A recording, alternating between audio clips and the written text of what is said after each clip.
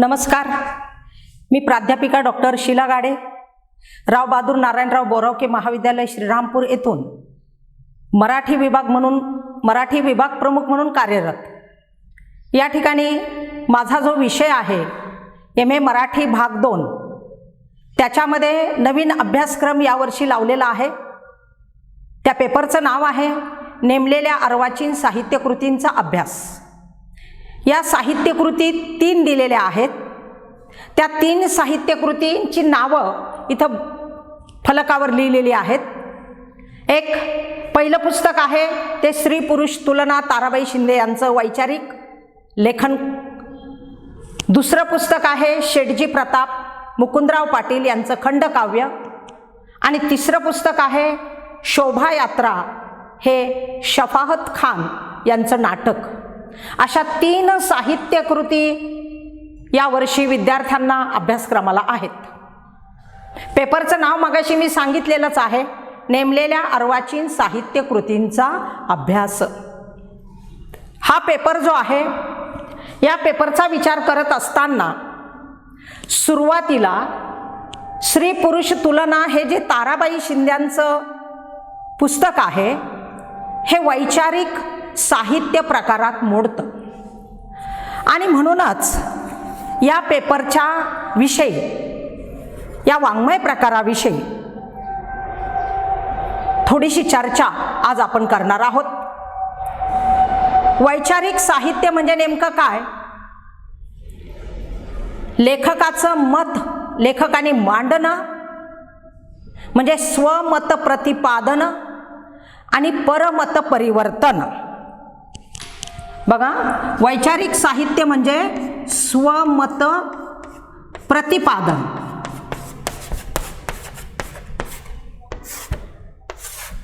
आणि परमत परिवर्तन हे यामध्ये अपेक्षित असतं। या परमत परिवर्तनाला कृतीची जोड लागते।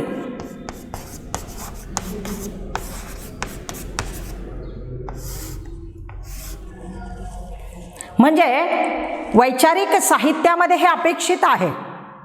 विचार करायला भाग पाडणारं साहित्य म्हणजे ही वैचारिक साहित्य।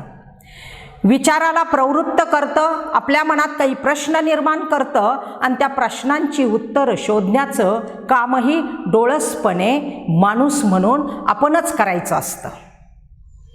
लेखक आपली मतं मांडतो, ती मतं मांडत असताना त्याची स्वतःची काही भूमिका असते आणि ती भूमिका वाचकापर्यंत जाते, वाचकाला कळते, समजते आणि त्याचं मत परिवर्तन होतं।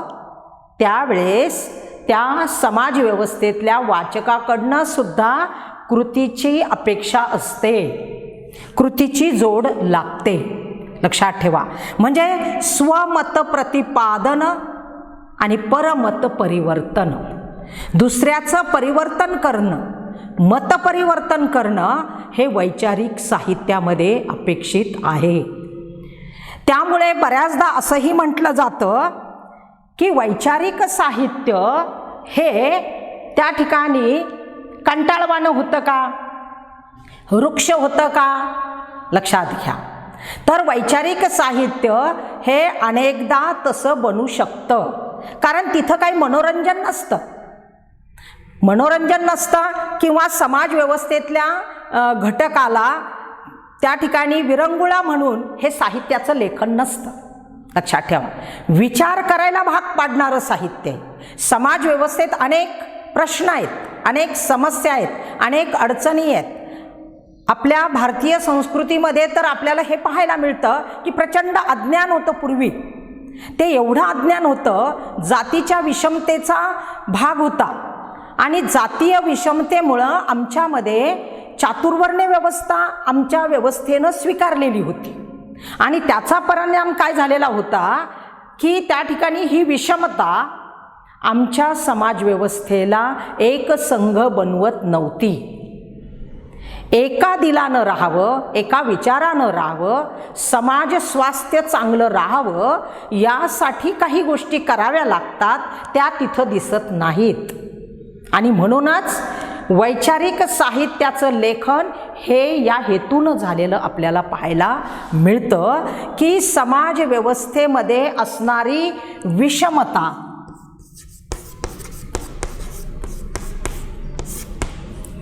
अज्ञान, अंधश्रद्धा,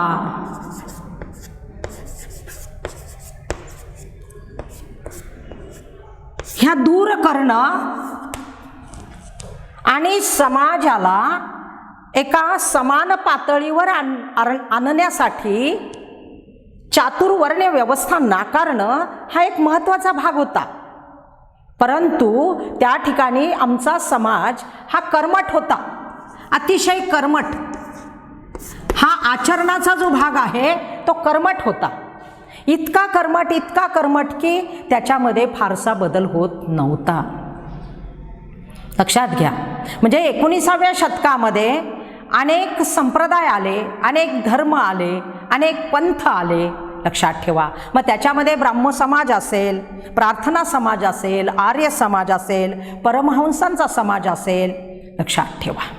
हे अनेक समाजातले प्रवाह आमच्याकडे पाहायला मिळतात. आणि या समाज व्यवस्थेचा गाडा व्यवस्थित चालावा असं वाटत असेल तर त्या ठिकाणी ही विषमता कुठेतरी आम्ही दूर करायला हवी होती. पण प्रत्यक्षात तसं होत नव्हतं. हा कर्मठपणा आल्यामुळं काय झालेलं होतं, आम्ही पोथ्या पुराणं याच्यात जास्त अडकत गेलो. आमचा समाज शास्त्रामध्ये जास्त अडकत गेला आणि डोळसपणे बघण्याची आमची दृष्टीच जवळजवळ नाहीशी झालेली होती. लक्षात ठेवा. मग जातीच्या उतरंडीमुळं म्हणा, या विषमतेमुळं म्हणा, अज्ञान होतं, अंधश्रद्धा होत्या आणि त्यामुळे समाजाचं परिवर्तन होतच नव्हतं. समाजाचं परिवर्तन हे 19व्या शतकामध्ये ज्या वेळेस, म्हणजे आपल्याला आठवत असेल इतिहासामध्ये 1818 मध्ये पेशवाईचा अस्त झाला आणि हा पेशवाईचा अस्त झाल्यानंतर त्या ठिकाणी इंग्रजांचं, ब्रिटिशांचा अंमल आमच्या भारतामध्ये आलेला होता. व्यापाराच्या निमित्तानं इंग्रज आपल्याकडं केव्हाच रुजलेले होते, परंतु त्यांनी त्या ठिकाणी हळूहळू आपले पाय आपल्या भारतामध्ये रोवायला सुरुवात केलेली होती. हे आपल्या लवकर लक्षात आलेलं नाही. आणि त्याचा परिणाम असा झाला होता की या समाजव्यवस्थेमध्ये इंग्रजांचा अंमल झाला आणि भारतीय समाज हा पुन्हा गुलामगिरीमध्येच गेला. लक्षात ठेवा. ती गुलामगिरी काय होती, आमच्या स्वातंत्र्य लढ्यासाठी किती जणांचं योगदान होतं हे आपल्याला इतिहासामध्ये ठाऊक आहे. पण तरीही या ठिकाणी आमच्या समाजव्यवस्थेमध्ये एक चांगली गोष्ट इंग्रजांमुळे घडली आणि ते म्हणजे आम्हाला मिळणारं शिक्षण. हे शिक्षणच आमच्यापासून कोसो मैल दूर होतं. शिक्षणाची गंगाच आमच्यापर्यंत आलेली नव्हती. बहुजन समाज जो होता, या बहुजन समाजाला शिक्षणापासून जाणीवपूर्वक दूरच ठेवलेलं होतं. याच्यामध्ये कोण कोण घटक होते, तर स्त्रिया होत्या, शूद्र होते, अतिशूद्र होते.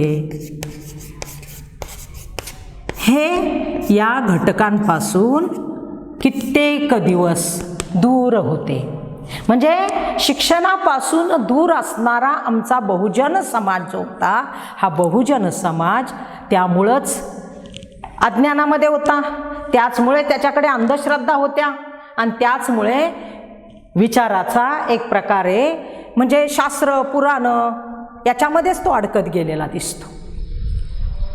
हे असं का घडलं, खरं तर हे घडायला नको होतं, पण हे घडलं कारण काही स्वार्थी प्रस्थापित व्यवस्थेतले जे घटक होते, या स्वार्थी प्रस्थापित व्यवस्थेतल्या घटकांनी जाणीवपूर्वक या समाज व्यवस्थेला दूर ठेवलेलं होतं. स्त्रियांना तर दूरच ठेवलेलं होतं. स्त्री ही आमच्या भारतीय संस्कृतीमध्ये अतिशूद्र मानली गेली. लक्षात घ्या, आज 21व्या शतकात मी हे सांगते, पण स्त्रियांचे प्रश्न सुटलेले नाहीत. आणि म्हणूनच या ठिकाणी स्त्री शिक्षणाचा ध्यास घेणारे महात्मा ज्योतिराव फुले हे आमचे वेगळ्या अर्थाने तारणहार ठरले. मुलींच्या शिक्षणाचा अट्टाहास धरला. त्यांचं म्हणणं असं होतं की स्त्री असेल, शूद्र असेल, अतिशूद्र असेल, या समाजातल्या घटकांना प्रस्थापित व्यवस्थेनं जाणीवपूर्वक दूर ठेवलेलं आहे. आता ही प्रस्थापित व्यवस्था कोणाची? ज्यांनी स्वतःला प्रस्थापित म्हणवलं त्या व्यवस्थेमधले ते घटक. लक्षात ठेवा, ज्यांना शास्त्र माहिती होतं, ज्यांना पुराण माहिती होतं, ज्यांनी पोथ्या पुराणांचा अभ्यास केलेला होता, ही सर्व मंडळी या ठिकाणी प्रस्थापितच होती.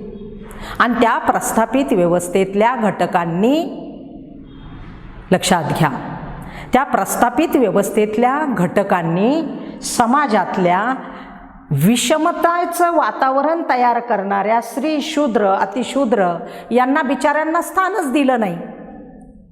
का दिलं नाही? कारण ती स्त्री आहे, कारण तो शूद्र आहे, कारण तो अतिशूद्र आहे. लक्षात घ्या, म्हणजे काय की त्याला माणूस म्हणून नाकारलेलं समाज आपल्याला पाहायला मिळतो. माणूस म्हणूनच नाकारलं. आणि माणूस म्हणून नाकारलेल्या या व्यवस्थेमध्ये प्रस्थापितांचं जे राज्य होतं ते प्रस्थापित त्या ठिकाणी राजरोसपणे जगत होते. ते त्यांच्या पातळीवर आनंदानं जगत होते, सुखानं जगत होते. पण ज्यांच्या वाट्याला विषमतेचे चटके आले, ज्यांच्या वाट्याला विषमतेचे भोग आले, त्या स्त्रियांना, त्या शूद्रांना किंवा अतिशूद्रांना त्यांचे काय किती हाल झाले, हे हाल आपण बघणार की नाही, हाच एक व्यवस्थेला विचारलेला महात्मा ज्योतिरावांनी प्रश्न होता. आणि त्या प्रश्नाला वाचा फोडण्यासाठी त्यांनी जणू काही फार मोठा बदल करण्याचा एक ध्यास घेतला. आणि फार मोठी क्रांती महात्मा ज्योतिराव फुल्यांनी केली. ते म्हणजे स्त्रियांना शिक्षण देणं, शूद्रांना शिक्षण देणं. म्हणजेच बहुजन समाजाला कामगार असतील, मजूर असतील, शेतमजूर असतील, या सर्वांसाठी एक व्यवस्थेनं आमच्या अन्यायच केलेला पाहायला मिळतो. आणि अशा व्यवस्थेतल्या या घटकांना समाजाच्या प्रवाहात आणायचं असेल तर त्या ठिकाणी तो प्रवाह आम्हाला बदलावा लागेल की नाही? समाजाच्या प्रवाहात आणायचं असेल तर आमच्यामध्ये मतपरिवर्तन, मनपरिवर्तन हे निश्चितच अपेक्षित आहे. आणि म्हणूनच अशा या व्यवस्थेतल्या समाजातल्या घटकांना न्याय देण्यासाठी, त्यांना माणूस म्हणून जगण्याचा अधिकार देण्यासाठी, स्त्री शूद्रांना पुढं आणण्यासाठी या ठिकाणी अथक प्रयत्न केले गेले. हे प्रयत्न वेगवेगळ्या पातळीवर झाले. म्हणजे खरं तर मगाशी मी म्हणाले, महात्मा ज्योतिराव फुल्यांनी शिक्षण दिलं आणि ते शिक्षणाचं त्या ठिकाणी बहुजन समाजाला लाभ करून दिला, कारण त्यांनी त्यासाठी प्रयत्न केले होते. निदान या शूद्रांना, अतिशूद्रांना, बहुजन समाजातल्या घटकांना शिक्षण मिळावं अशी मागणी त्यांनी शासनाकडे त्या काळात केलेली होती. निदान यांना प्राथमिक शिक्षण तरी मिळावं अशी अपेक्षा महात्मा ज्योतिरावांनी सुरू केली होती त्या काळामध्ये. लक्षात घ्या. आणि म्हणूनच या वैचारिक साहित्याचा थोडासा मागोवा घेताना, पार्श्वभूमी बघताना आपल्याला मागच्या इतिहासाकडंही वळावं लागतं. आणि त्याच्यामध्ये वैचारिक लेखन करणाऱ्यांची परंपरा होती. मग लोकायत आहे, गौतम बुद्ध आहे, वर्धमान महावीर आहे, किंवा संत कबीर आहे, संत तुकाराम आहे. या सर्वच घटकांनी आपापल्या काळामध्ये परिवर्तन केलेलं होतं, बदल केलेले होते. आणि हे बदल खूप मोठ्या स्वरूपातले होते असं नाही. पण ती त्या त्या व्यवस्थेची तत्कालीन परिस्थितीची गरज होती, लक्षात ठेवा. आणि म्हणूनच हे प्रयत्न म्हणजे राजाराम मोहन राय असतील, बंकिमचंद्र असतील, डॉक्टर बाबासाहेब आंबेडकर असतील, कृष्णराव भालेकर असतील, किंवा त्या ठिकाणी मी अजून म्हणेल की महात्मा गांधीजी असतील, यांनी प्रयत्न केले ना परिवर्तनासाठी, बदलासाठी. सावरकर असतील, त्यांनीसुद्धा परिवर्तन केलं. आणि या गोष्टीचा विचार करत असताना आपल्याला या भूमिकेतनं बघावं लागतं. आगरकर असतील, गोखले असतील, रानडे असतील, या सर्वांनीच त्या तत्कालीन परिस्थितीमध्ये परिवर्तन केलेलं आहे. पण हे सगळं करत असताना महात्मा ज्योतिराव फुल्यांना जो वारसा मिळालेला होता तो त्या ठिकाणी राजर्षी शाहू महाराजांचा. त्यांनी त्या ठिकाणी त्यांच्यापुढं आदर्श ठेवलेला होता. आणि म्हणूनच या ठिकाणी आपल्याला महात्मा ज्योतिराव फुल्यांचा वारसा बघत असताना एकीकडे त्या आधीच्याही काही गोष्टी आहेत. आमच्या रयत शिक्षण संस्थेचे कर्मवीर भाऊराव पाटील जे होते ते संस्थापक होते रयत शिक्षण संस्थेचे. आणि त्यांनी बघा बहुजन समाजाला पुढं नेण्यासाठी, तळागाळातल्या समाजाला पुढं नेण्यासाठी अथक प्रयत्न केले. आणि ते प्रयत्न आज त्याचं रूप काय दिसतं तर रयत शिक्षण संस्थेमध्ये बहुजन समाजाचे अनेक घटक शिकताना दिसत आहेत. हा एक परिवर्तनाचाच भाग आहे ना. हे परिवर्तन त्या ठिकाणी शाहू महाराजांकडूनही त्यांना मिळालेलं होतं, लक्षात घ्या. हाही विचार आपल्याला बघावा लागेल. म्हणजे परिवर्तनाची एक चांगली परंपरा आमच्याकडे होती. आणि ती परंपरा या ठिकाणी शाहू फुले आंबेडकर इथपर्यंत येऊन पोहोचते. आणि म्हणूनच महात्मा ज्योतिराव फुले त्यात तर आहेतच हो. आणि म्हणूनच महात्मा ज्योतिराव फुल्यांनी ज्या चळवळी केल्या, जे प्रयत्न केले, जी आंदोलनं केली, जे समाजधुरीण होते, आत्ता मी बंकिमचंद्र असतील, राजाराम मोहन राय असतील, या समाजधुरीणांचा त्या ठिकाणी उल्लेख मुद्दाम जाणीवपूर्वक करते आहे. कारण वैचारिक साहित्य त्याशिवाय लिहिलं जातच नाही. वैचारिक लेखन करणारं साहित्य, विचार करायला भाग पाडणारं साहित्य आणि विचाराला कृतीची जोड देणारं साहित्य म्हणजेच वैचारिक साहित्य, लक्षात घ्या. आणि म्हणूनच इथे आपल्याला त्या गोष्टीचा आढावा घ्यावा लागतो की वैचारिक साहित्य ज्यावेळेस आम्ही बघतो त्यावेळेस ती एक परंपरा आपण बघितली. आणि ती परंपरा बघत असताना इथे आपल्याला काही गोष्टी लक्षात घ्याव्या लागतील की हे साहित्य कोणत्या बाजूने येतं. परंपरा नाकारणारं, प्रथा नाकारणारं, रूढी नाकारणारं, पुन्हा अपप्रवृत्ती नाकारणारं, समाज व्यवस्थेत अशा अनेक गोष्टी असतात की ज्या खटकत असतात, ज्या आपल्याला नको असतात. म्हणून आपण अनेकदा त्याला विरोध करतो, पण तो विरोध जाहीरपणे नसतो. तो विरोध व्यवस्थेच्या चौकटीला धरून करतो. कोण काय म्हणेल का याचा अधिक विचार करतो. पण वैचारिक साहित्य त्या गोष्टींचं खंडन-मंडन करत असतं. बुद्धिप्रामाण्यवादाचा स्वीकार करत करत वैचारिक साहित्यामधून मतं मांडली जातात आणि मत परिवर्तन केलं जातं. हा त्याचा महत्त्वाचा उद्देश आहे, हेतू आहे. आणि त्या भूमिकेतून या वैचारिक साहित्याकडं आपल्याला बघावं लागतं. मगाशी मी म्हणाले तेच, शेतकरी, कामगार, स्त्री, शूद्र, अतिशूद्र हा विशाल जनसमुदाय आहे.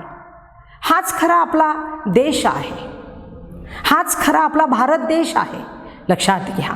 आणि याच भारत देशाचा हा जो कणा आहे, हा जो पाया आहे, हा पायाच कुठेतरी व्यवस्थेनं आणि आजच्याही व्यवस्थेनं बाजूला फेकलाय की काय, असं एक चित्र या ठिकाणी तयार होताना दिसतं. आणि म्हणूनच हा विचार आपल्याला करावा लागेल की महात्मा ज्योतिराव फुल्यांनी गुलामगिरी हा ग्रंथ लिहिला, शेतकऱ्याचा असूड लिहिलं, आणि याच्यातून त्यांनी शेतकऱ्यांचे प्रश्न मांडले, गुलामगिरीविषयीची मतं मांडली. आणि ती मांडताना आमच्या व्यवस्थेतलं सत्य, विदारक सत्य या ठिकाणी मांडलं. हे गुलाम कोण? आम्हीच आमच्या देशात गुलाम. मग ते गरीब असतील, शोषित असतील, कामगार असतील, शेतकरी असतील, मजूर असतील, स्त्रिया असतील, या सर्वांचाच या ठिकाणी विचार आपल्याला करावा लागतो. आणि तो करत असताना या ठिकाणी आपल्याला पुढच्या परिवर्तनासाठी, बदलासाठी काही गोष्टी अपेक्षित असतात. ती ठोस पावलं उचलावी लागतात, ठोस निर्णय घ्यावे लागतात. आणि ते निर्णय घेताना या ठिकाणी समाज काय म्हणेल याचा विचार न करता आपल्या मनाला, आपल्या सत्सद विवेक बुद्धीला काय वाटतं ते बघून ठरवलं पाहिजे. यालाच आपण वैचारिक साहित्य असं म्हणतो. आणि म्हणूनच समाज व्यवस्थेच्या या विषमतेच्या विषवल्लीला नाहीसं करायचं असेल तर शिक्षण हाच एक मार्ग आहे असं महात्मा ज्योतिराव फुले पुन्हा पुन्हा सांगतायत. त्याचं कारण तेच होतं की शिक्षणाशिवाय पर्याय नाही. आणि शिक्षण नसेल तर मग या व्यवस्थेत बदल होणंही शक्य नाही. हा एक विचार त्या ठिकाणी आपल्याला घ्यावा लागतो. खरं तर त्यांनी एक महत्त्वाचा त्या काळामध्ये निर्णय घेतलेला होता. जे काही पुण्यामध्ये स्वतःला प्रस्थापित म्हणवत होते त्या प्रस्थापितांनी सभांमधून भाषणं करायची, छानपैकी आवरून सवरून घरातनं निघायचं आणि सभांमधली भाषणं ऐकायची आणि पुन्हा 3-4 तास झाले की घरी झुलत झुलत जायचं. हे सगळं चित्र खूप भयानक होतं. आणि महात्मा ज्योतिराव फुल्यांना ते ज्यावेळेस समाजव्यवस्थेतला हा ढोंगीपणा दिसतोय, हा बुरखा दिसतोय, तो बुरखा फाडण्याचं काम महात्मा ज्योतिराव फुल्यांनी त्यावेळेस केलं. आणि त्या ग्रंथकार सभेला त्यांनी उद्देशून म्हटलं, तो काळ होता 11 जून 1885. या ठिकाणी त्यांनी पत्र दिलं होतं एक. आणि ते पत्र असं होतं की अरे बाबांनो, मध्यमवर्गीय चौकटीत जगणारे तुम्ही, सुरक्षित जगणारे तुम्ही, तुमच्या पलीकडचं जग तुम्हाला दिसतच नाही आहे. तुमच्या पलीकडे केवढा मोठा जनसमुदाय आहे की जो उपेक्षित आहे, ज्याच्याकडे पूर्णतः माणूस म्हणून नाकारलेली भावना आहे, तुच्छता आहे, द्वेष आहे. अशा परिस्थितीमध्ये जगणारा भारतातला माणूस हा माणूस नाहीच हो. लक्षात ठेवा, व्यवस्थेनं त्याला नाकारलं. आणि म्हणून हा खडा सवाल ते पुण्यातल्या लोकांना विचारता सभांमधून, कारण त्या सभा ढोंगीच होत्या, त्या सभा खोट्याच होत्या. त्याच्यामध्ये कृती उक्तीची जोड काहीही नव्हती, फक्त भाषणं ठोकत होते आणि प्रत्यक्षामध्ये आचरण दुसरंच असायचं. हे ज्यावेळेस चित्र महात्मा ज्योतिरावांना दिसलं त्यावेळेस त्यांनी ठणकावून सांगितलं, अरे बाबांनो, हे तुमचं ढोंग बंद करा. साधी गोष्ट आहे की एका विधवेच्या वरनं वादळ निर्माण झालेलं होतं. त्या विजया पंडित नावाच्या, विजया लक्ष्मी नावाच्या त्या स्त्रीच्या बाबतीत, त्या विधवेच्या बाबतीत तिच्यावर जो एक तिच्या आयुष्यामध्ये घडलेला जो प्रसंग होता, तो प्रसंग म्हणजे विधवेला मूल होणं. आणि तिथे तिनं ते मूल वयाच्या 24व्या वर्षी कचऱ्यामध्ये फेकून दिलं. त्याच्यातून तिच्यावर खटला भरण्यात आला आणि खटला भरून तिला जन्मठेपेची शिक्षा सुनावण्यात आली. आणि हे वर्तमानपत्रातनं गहजब झाला. स्तंभलेख, अग्रलेख, बातम्या, चर्चा चर्वणं आणि विधवेचा पुनर्विवाह होऊच नये असा कायदा या मराठी ग्रंथकार सभेमध्ये पुण्याला घेण्यात आला. आणि तिथे महात्मा ज्योतिराव फुल्यांनी या गोष्टीलाच कडाडून विरोध केला की अरे काय वाटतं का तुम्हाला, काय प्रश्न आपल्या समाजव्यवस्थेत निर्माण होत आहे, विधवा काही स्वतःहून होत आहेत का? त्या विधवांचे प्रश्न वेगळेच होते. आणि तो मुद्दा घेऊन या ठिकाणी महात्मा ज्योतिराव फुल्यांनी विधवेच्या पुनर्विवाहाच्या संदर्भात लढा दिला. म्हणजे एकीकडे बघा, स्त्री शूद्रांना शिक्षण मिळालं पाहिजे, अनाथ मुलांना सांभाळण्याचं कामही महात्मा ज्योतिराव फुल्यांनी आणि सावित्रीबाईनं केलं. म्हणजे जणू काही समाज व्यवस्थेतलं जे टाकलेपण आहे, जे टाकाऊपण आहे ना, जे नाकारलेपण आहे, ते सगळं महात्मा ज्योतिराव फुल्यांनी स्वीकारलं. केवढं मोठं मन होतं, सांगा ना.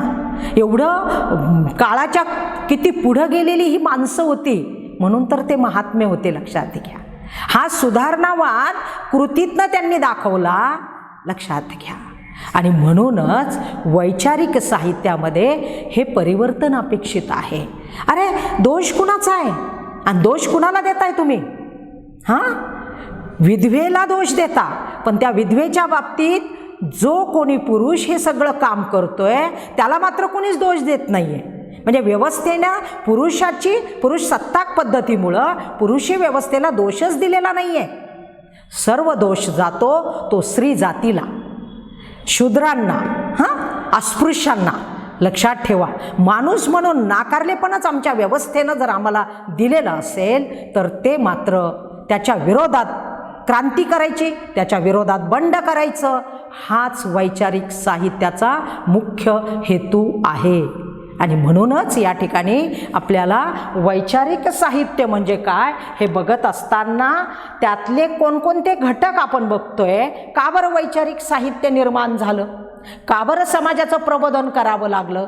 का बरं समाजामध्ये परिवर्तन गरजेचं पडलं? कारण आमच्या समाजामध्ये प्रचंड अज्ञान होतं, प्रचंड अंधश्रद्धा होत्या, विषमता तर होतीच होती, जातीच्या उतरंडी होत्या, आणि स्त्री आणि शूद्राला तर माणूस म्हणून जगण्याचा अधिकारच नव्हता. अशा या व्यवस्थेमध्ये हे प्रश्न निर्माण झालेले होते आणि ते प्रश्न खूप मूलभूत होते. आणि ते मूलभूत प्रश्न घेऊनच या सगळ्या समाजसुधारकांनी आपापल्या परीनं प्रयत्न केलेले आपल्याला पाहायला मिळतात. आमच्या संत साहित्यामध्ये सुद्धा संत ज्ञानेश्वर असतील, संत तुकाराम असतील, एकनाथ असतील, नामदेव असतील, सावतामाळी असेल, चोखामेळा असेल, आपापल्या परीनं समाजाचं परिवर्तन करण्याचं कामही संत साहित्यामधून झालेलं पाहायला मिळतं. बऱ्याचदा काय होतं, संत साहित्यालाही आम्ही नाकारलं, पण एक बाजू ही लक्षात घ्या, तत्कालीन परिस्थितीच्या मर्यादा लक्षात घेऊन त्यांनी आपापल्या परीनं काही प्रयत्न केलेच होते, हे पण आपल्याला लक्षात घ्यावं लागतं. आणि म्हणूनच वैचारिक साहित्य म्हणजे काय, त्याची भूमिका काय आहे, त्याचं स्वरूप काय आहे, नेमकं वैचारिक साहित्य कशाला म्हणतात याचा काही प्रमाणात आपण इथं विचार केला. त्याचं कारण हे आमचं ताराबाई शिंदे यांचं पुस्तक स्त्री पुरुष तुलना हे. कारण ते माणसाला विचार करायला भाग पाडतं, प्रस्थापित व्यवस्थेला जाब विचारतं आणि प्रस्थापित व्यवस्थेच्या विरुद्ध आवाज उठवतं. आजही आमच्याकडे खूप प्रश्न आहेत, स्त्रियांचे प्रश्न आहेत, मूलभूत प्रश्न आहेत. त्या मूलभूत प्रश्नांकडे आपण नंतर वळू, पण त्या ठिकाणी प्रश्न सुटलेत का? स्त्रियांना शिक्षण मिळालंय, आमच्या महात्मा ज्योतिराव फुल्यांनी ते आम्हाला दिलं, आमच्या सावित्रीबाईनं खस्ता खाल्ल्या, भारतातली पहिली शिक्षिका होण्याचा मान मिळवला, पण त्या ठिकाणी समाजव्यवस्थेचे टक्के टोनपे, आघात प्रघात, घाणेरडं बोलणं सगळं त्या माऊलीनं सहन केलं. पण आज 21व्या शतकात सुद्धा आम्हा स्त्रियांचे काही प्रश्न सुटलेलेच नाहीत. आणि म्हणूनच या ठिकाणी वैचारिक साहित्याचं लेखन आजही थांबलेलं नाही असं मला वाटतं. या ठिकाणी आज तूर्त मी वैचारिक साहित्य या मुद्द्याला धरून काही प्रमाणात बोलण्याचा प्रयत्न केला, थोडीशी अभ्यासक्रमाची पार्श्वभूमी सांगितली आणि या ठिकाणी समाजव्यवस्था तत्कालीन परिस्थितीमध्ये कशी होती त्याचा थोडक्यात परामर्श घेतला. या ठिकाणी मी थांबते. धन्यवाद.